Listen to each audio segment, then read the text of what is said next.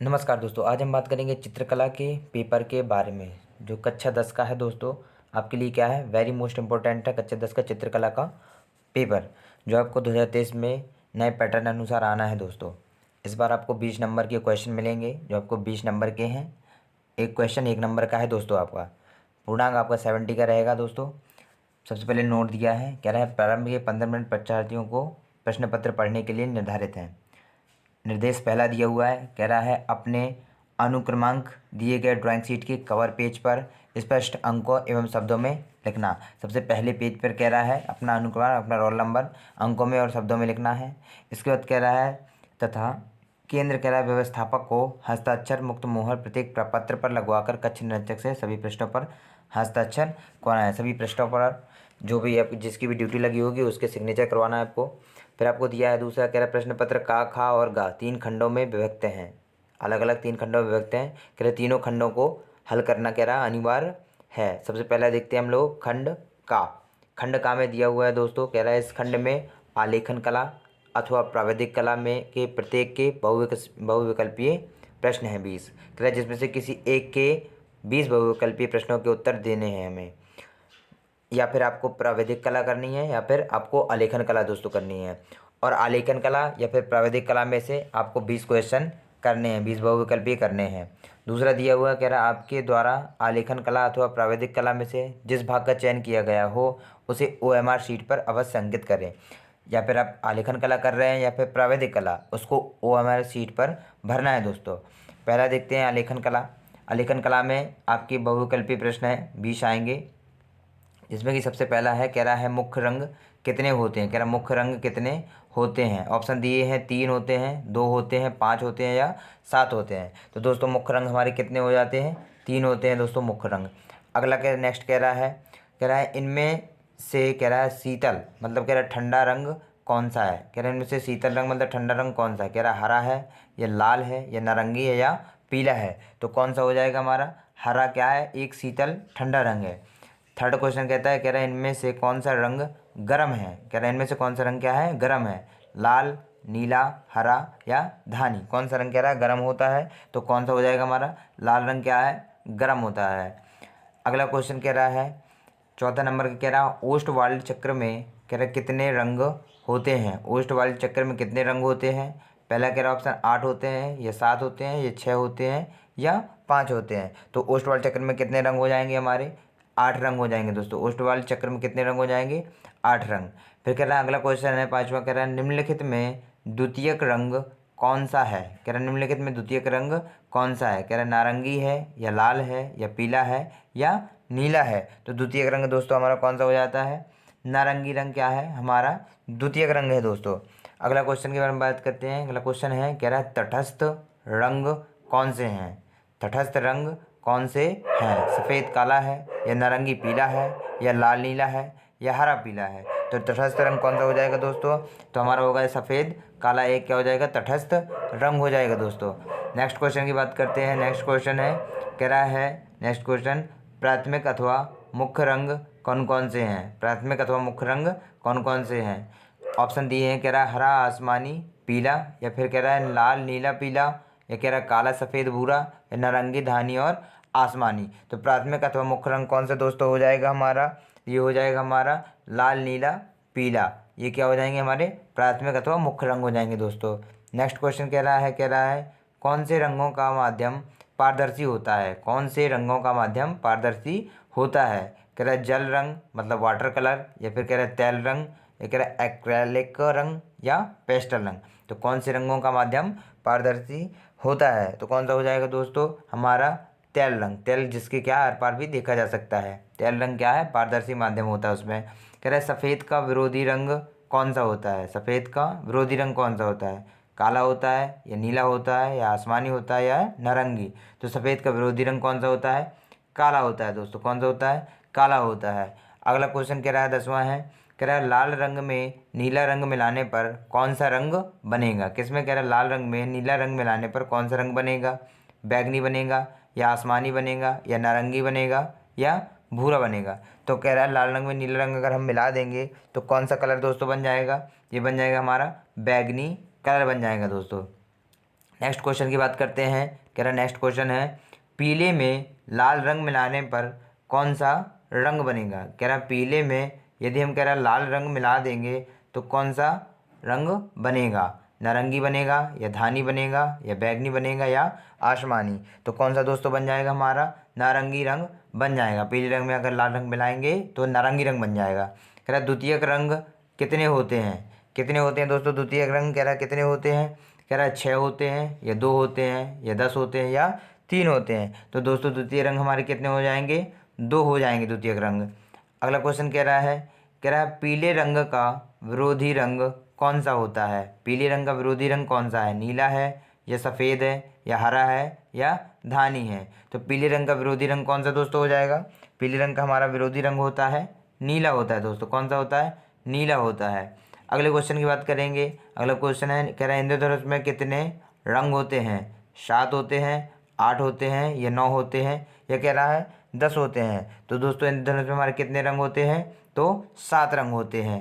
Next question की बात करते हैं। नेक्स्ट क्वेश्चन कह रहा है कला शब्द किस भाषा का है। कह रहा है कला शब्द किस भाषा का है, संस्कृत का है या हिंदी का है या फारसी का है या पाली का है। तो कला शब्द जो है हमारा किस भाषा का है दोस्तों, तो संस्कृत का है। नेक्स्ट क्वेश्चन कहते हैं, कह रहा कौन सी पेंसिल से बनाई गई रेखा अधिक काली होती है। कह रहा कौन सी पेंसिल से बनाई गई रेखा अधिक काली होती है, 2B या HB या 2H या H। तो दोस्तों किस पेंसिल से बनाई गई रेखा अधिक काली होगी, कह रहा 2B से। किससे, 2B से बनाई गई रेखा क्या है, अधिक काली हो जाएगी। नेक्स्ट क्वेश्चन की बात करते हैं। कह रहा कौन सी पेंसिल से बनाई गई रेखा हल्की होती है, 2H या HB या 2B या 4B। तो दोस्तों कौन सा हो जाएगा, HB से बनाई गई रेखा जो होती है हमारी अधिक हल्की होती है दोस्तों। नेक्स्ट क्वेश्चन की बात करेंगे। कह रहा है नेक्स्ट क्वेश्चन, फूल और कली के बाहरी रेखाओं को बनाने के लिए किस नंबर के ब्रश का उपयोग करना चाहिए। कह रहा है फूल और कली के बाहरी रेखाओं को बनाने के लिए किस नंबर के ब्रश का उपयोग करना चाहिए, 2 नंबर या 4 नंबर या 6 नंबर या 7 नंबर। तो दोस्तों किस नंबर की ब्रश का उपयोग करना चाहिए हमें, 2 नंबर की। कितने नंबर की, 2 नंबर की। नेक्स्ट क्वेश्चन देखते हैं। कह रहा है बनावट की दृष्टि से आलेखन कितने प्रकार के होते हैं। कह रहा है बनावट की दृष्टि से आलेखन कितने प्रकार के होते हैं, 4 प्रकार के या 2 प्रकार के या 3 प्रकार के या 6 प्रकार के। तो दोस्तों बनावट की दृष्टि से हमारे कितने प्रकार के हो जाएंगे, 4 प्रकार के हो जाएंगे दोस्तों। नेक्स्ट क्वेश्चन बात करते हैं। कह रहा है छत के केंद्र को अलंकृत करने के लिए, छत के केंद्र को अलंकृत करने के लिए कौन सा आलेखन उपयुक्त होगा। कह रहा है केंद्रीय आलेखन या कोने का आलेखन, किनारी आलेखन या इनमें से कोई नहीं। तो दोस्तों कौन सा हो जाएगा हमारा, केंद्रीय आलेखन। छत का जब भी अलंकृत करते हैं, उसको सजाते हैं तो केंद्र बनाते हैं, मतलब गोला बना के सजाते हैं उसको। इसके बाद नेक्स्ट क्वेश्चन अगला है दोस्तों, कह रहा था एक प्रावधिक कला है और हमारा कौन सा था दोस्तों, प्रावधिक कला। और हमारी सेकंड था कह रहा आलेखन कला। तो उन दोनों में से क्या करना था, एक करना था दोस्तों। तो अब प्रावधिक कला के बारे में भी बात कर लेते हैं। क्या है इसमें 20 बहुविकल्पीय आना है, जो आपको दोनों में से एक करने हैं आपको। इसका देखते हैं अब। कह रहा है समबाहु त्रिभुज का प्रत्येक कोण कितने अंश का होता है दोस्तों। कह रहे समबाहु त्रिभुज का प्रत्येक कोण कितने अंश का होता है, तो कितने का हो जाएगा, 60 अंश का हो जाएगा। कह रहे संपूर्ण कोण होता है कितने अंश का होता है, 360 का या 120 का या 180 का या 60 अंश का। संपूर्ण कोण मतलब हमारा कह रहा है पूरे कोण की बात कर रहा है। संपूर्ण कोण कितने अंश का होगा दोस्तों, तो 360 अंश का होगा। नेक्स्ट क्वेश्चन कहता है समकोण कितने अंश का होता है, 90 अंश का या 45 अंश का या 60 का या 120 का। तो समकोण हमारा कितने अंश का होगा दोस्तों, 90 अंश का होगा। कह रहा वर्ग का प्रत्येक कोण कितने अंश का होता है, किसके, कह रहा वर्ग के प्रत्येक कोण कितने अंश का होता है, 90 का या 45 का या 180 का या फिर 60 का दोस्तों। तो वर्ग का जो है प्रत्येक कोण कितने अंश का होगा, तो हमारा कितने अंश का, 90 अंश का हो जाएगा। नेक्स्ट क्वेश्चन के बारे में बात करते हैं। कह रहा है एक वर्ग के आंतरिक कोणों का योग होता है। कह रहा है एक वर्ग के आंतरिक कोणों का योग होता है, कितना होता है, कह रहा है 360, 180 या 220 या 120। तो दोस्तों कौन सा हो जाएगा हमारा, 360 अंश। एक वर्ग के आंतरिक कोणों का योग कितना हो जाएगा, 360 अंश होगा दोस्तों। इसको अगला क्वेश्चन कह रहा है कौन सी पेंसिल से बनाई गई रेखा अधिक काली होती है। कह रहा है किस पेंसिल से बनाई गई रेखा अधिक काली होती है।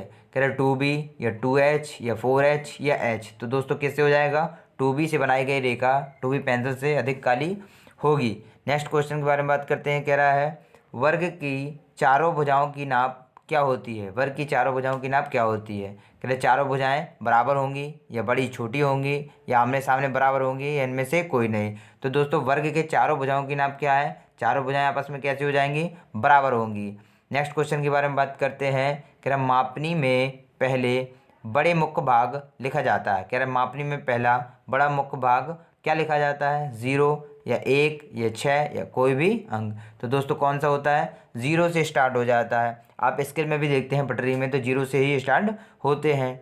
नेक्स्ट क्वेश्चन के बारे में बात करते हैं। कह रहा है 1 मीटर में कह रहा है कितने सेंटीमीटर होते हैं? कह रहा है 1 मीटर में कितने सेंटीमीटर होते हैं? 100 या 1000 या 10 या 10,000। तो 1 मीटर में कितने सेंटीमीटर होते हैं दोस्तों? 100 सेंटीमीटर होते हैं। नेक्स्ट क्वेश्चन के बारे में बात करते हैं। कह रहा है वृत्त का आकार कैसा होता है? किसका? कह रहा है वृत्त का आकार कैसा होता है? ऐसा या फिर कह रहा है ट्रायंगल त्रिभुज जैसा या कह रहा है वर्ग जैसा या इनमें से कोई नहीं।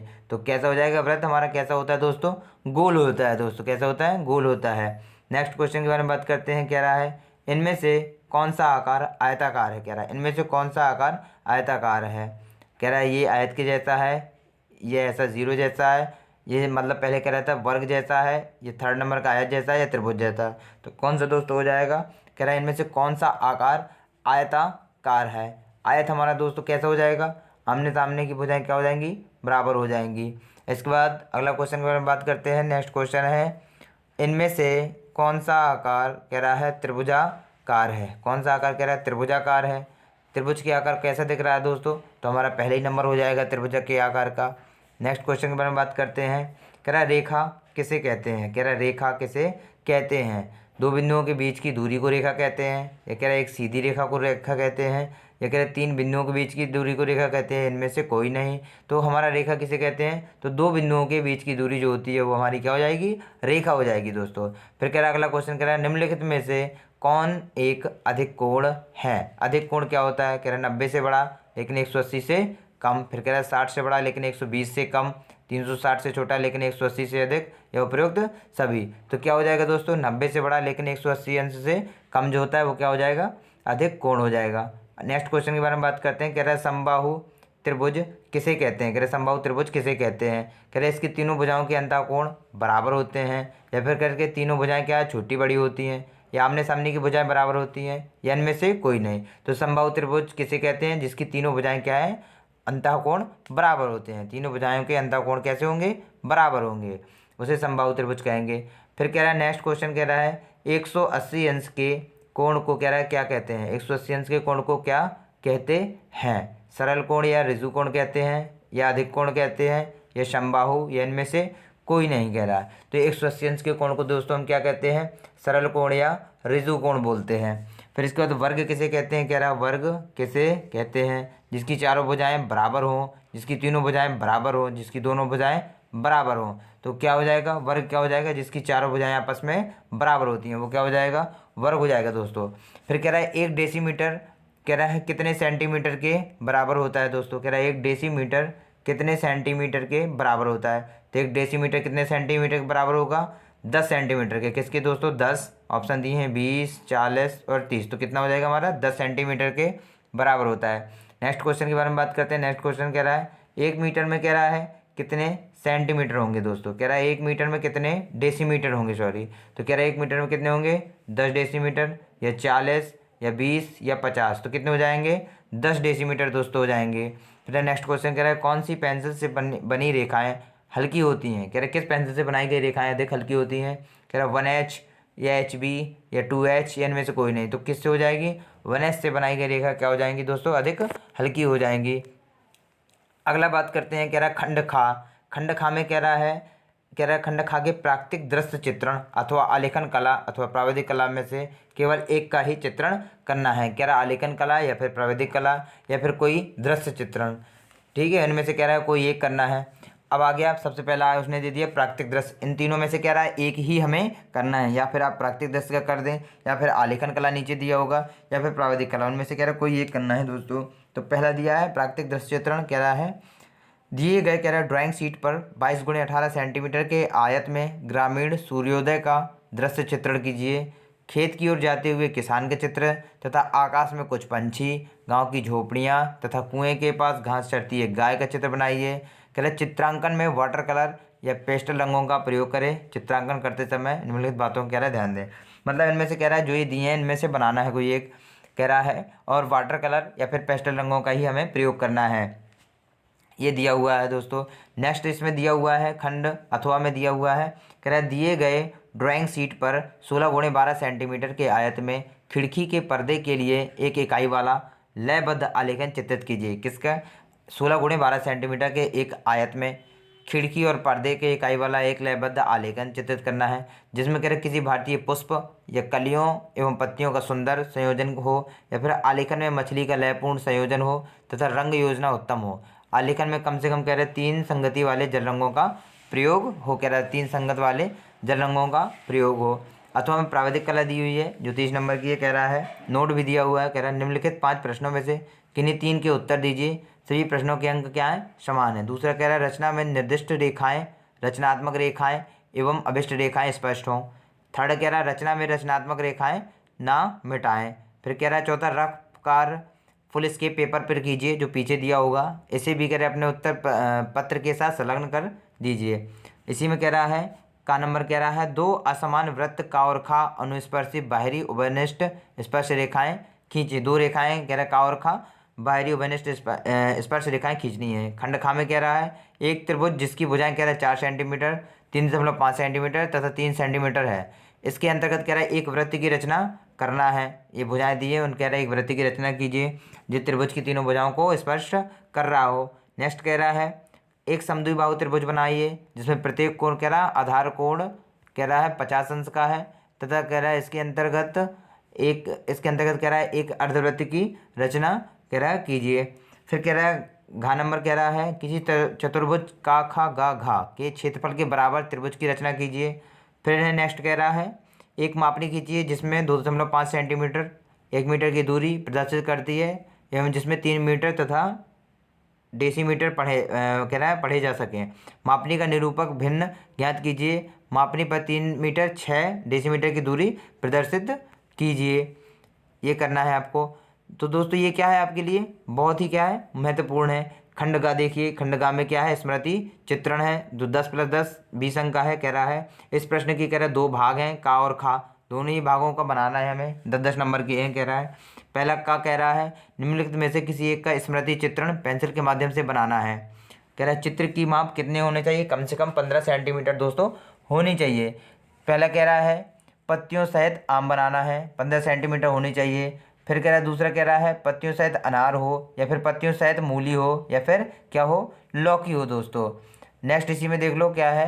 कह रहा है चित्र में निम्नलिखित बिंदुओं पर ध्यान दें। वो तो आपको देखना है कैसा होना चाहिए, रेखा सौष्ठव होनी चाहिए, आकृति की अनुरूपता होनी चाहिए। खंड खा देखिए इसमें दिया निम्नलिखित में से किसी एक का स्मृति चित्रण पेंसिल के माध्यम से बनाइए। चित्र की माप इसमें भी कह रहा है 15 सेंटीमीटर से कम ना हो। क्या या फिर सुराही बनाना है या खुला छाता हो या कप और प्लेट हो या जग हो, इनमें से एक बना लेना है आपको।